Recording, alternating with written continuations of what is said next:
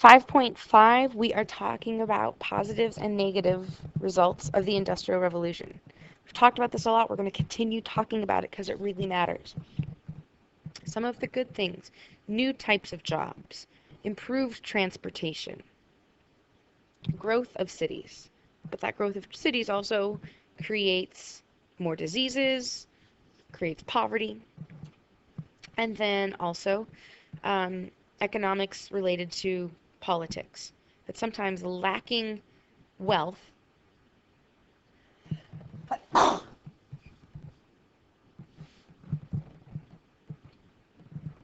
will change your political perspective. For instance, if you have lots of money, you are probably pretty happy with the government. If you have very little money, you probably would like to see change in the government. So we're going to look at some of these things. We're going to look at 3 modern ideologies or belief systems that are terms that get thrown around all the time in modern politics. These belief systems have their origins in the 1800s. Okay, so the first one is conservatism. When you think of the word to conserve, if you're conserving water, it means you're saving. So in the same way, conservatives want to save the old way of doing things. They don't like change. They want to go back to the old traditions. In politics, they like the idea of legitimate rulers or royalty, rather than all of these elections and listening to the people. They think that the church is not a bad thing. It provides moral grounding. It provides, religious direction for people. And they feel that people need that. One famous conservative author of the time is Edmund Burke. In 1790, he writes and publishes Reflections on the Revolution in France. The revolution only began in 1789, so he pretty quickly is writing this book, and it sort of sums up these very conservative beliefs. So in looking at the French Revolution, conservatives say, hey, look what happened when there was change. Look what happened when you got rid of royalty and you listened to the people. The French Revolution was a failure for all of these reasons. It created chaos. It demonstrated the sinful nature of man. When you get rid of the church, there is no moral high ground. There's no moral direction. And conservatives in general look to Thomas Hobbes saying, yeah, man needs to be controlled. We need to go back to traditional sources of authority. We need religion. One specific group in the conservatives are called the Slavophiles. If you think of your Greek and Latin roots, philos means love. Slav does not mean slave, though it is where we get the word slave. Slav means the Slavic people. Slavic people are essentially Russia and Eastern Europeans. So these are people who want to go back to a more Russian culture, going back to the Russian Orthodox Church rather than a more Protestant style as created by Peter the Great. Peter wanted to westernize all of Russia. He wanted to be like France, be like the Netherlands, be like Great Britain. But now in the 1800s, Slavophilism is encouraging people, go back to the old style, go back to the traditions. We don't need all of these changes. Some of the changes have been good, but there's a lot to be said for going back to tradition. Our other ideology is liberalism. Think liberty, freedom. The liberals of the 1800s love the Enlightenment. They love the idea of rights and freedoms for all mankind. They think that the purpose of a government is to make sure that everyone has access to these rights. The middle class loves this because they are benefiting from these liberal policies. They don't think that they need to have a church because they consider that these systems that are successful are coming from the people, representation of the people. So the liberals look at the French Revolution and think it's completely a success. They think that it is the Enlightenment lived out. They think that people achieved more rights. People had more property. People had freedom of speech. So the French Revolution is good. The liberals look to John Locke, looking at the Enlightenment and natural rights. So we have Hobbes and Locke once again. Specifically, economically, liberals like Adam Smith. They like the idea of capitalism because that means freedom of choice.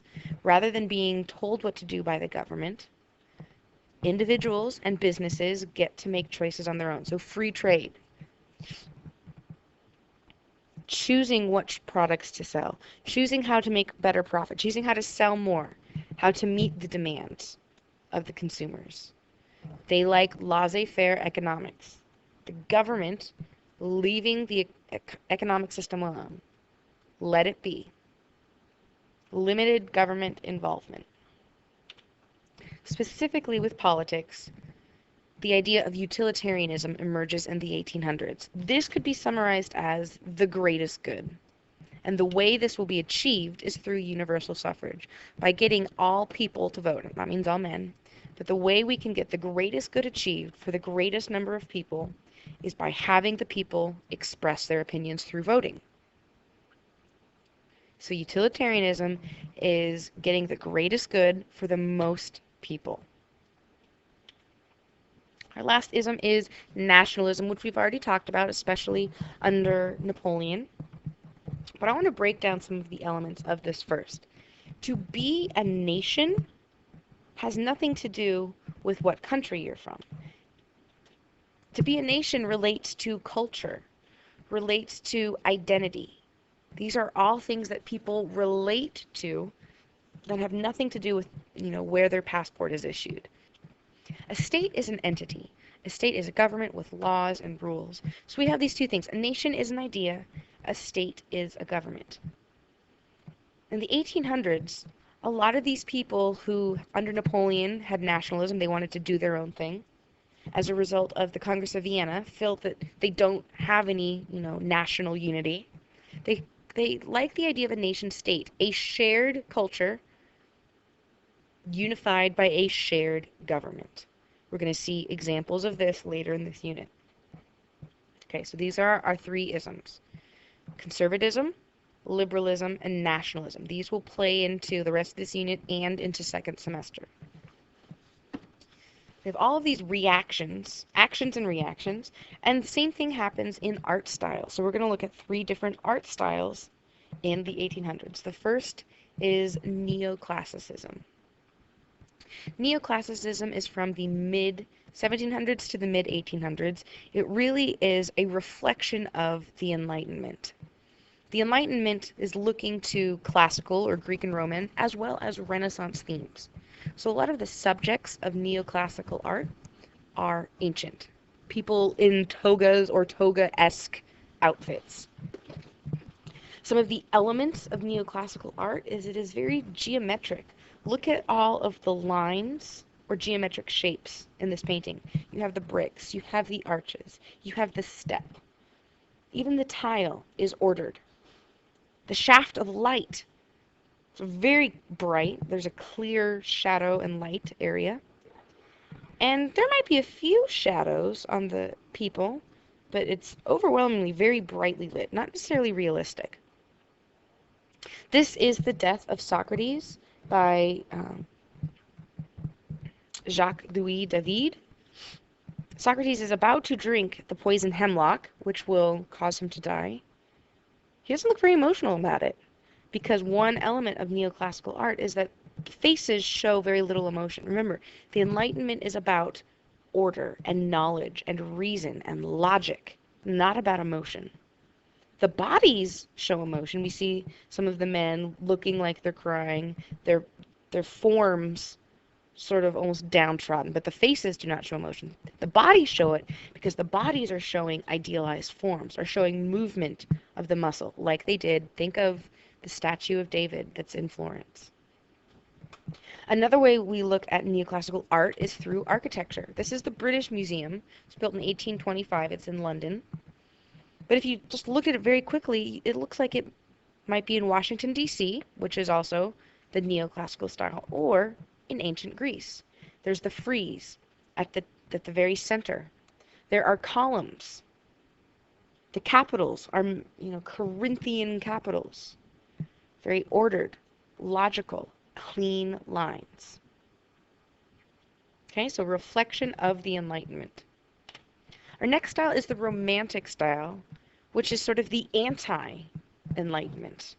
This is the early 1800s to late 1800s, or late 1700s to late 1800s. Romance in this case does not necessarily mean love, it just means emotion. Whereas the Enlightenment and Neoclassicism is about order and reason, Romanticism is about emotion, whatever that emotion may be. In this painting, Liberty Leading the People from 1830, Eugene Delacroix, this is a revolt, this is a revolution, this is passion, this is death. There's very few straight lines. It's all movement. Even the background is dramatic. Smoke and big clouds and the sky. So Romanticism is about any type of emotion. In Romantic literature, there is this character called the romantic hero. Usually is the main character, and all sorts of emotions, usually that prevent him from reaching his goals. So sometimes it's someone else is dating his dearest love.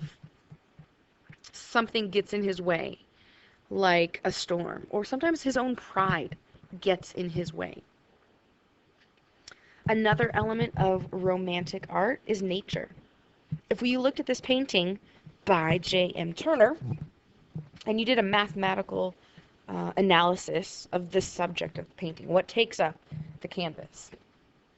Percentage-wise, nature takes up most of the canvas. The waves, the sky. The humans are dwarfed by it. Nature has been unleashed and untamed. The crashing waves, the dark, foreboding sky. This is emotional. This is dramatic. This is all because we don't want to be logical. We just want to feel. We just want to experience. And then there's a reaction to that. The realist style is pretty much the 19th century in entirety, early 1800s to 1900. This is a reaction to the Romanticism we don't necessarily want to feel because the Industrial Revolution. As artists are looking around at the negative elements of the Industrial Revolution, they're saying, there's nothing beautiful about this at all. Just be realistic. Show it for what it is. Show real people in real situations. You don't need perfect light. Show it for what it is. Show real shadows. Show the nitty-gritty. There's a lot of jobs being done that are not beautiful. Realism should reflect real situations. And as we know in the Industrial Revolution, some of these real situations are pretty depressing.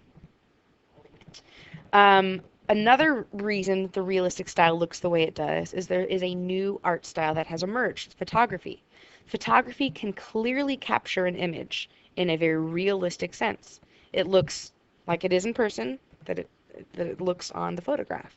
So art starts trying to reflect that as well, a very true image.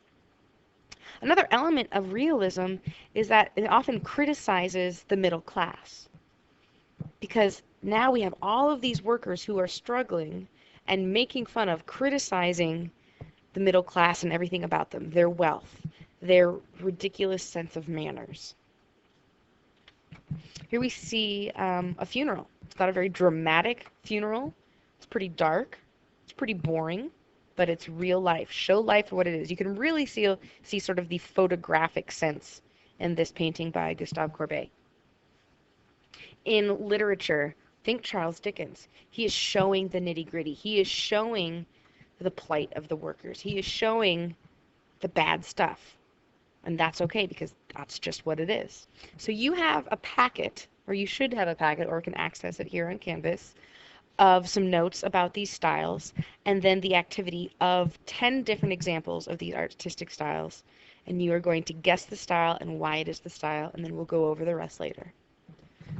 That's it for 5.5.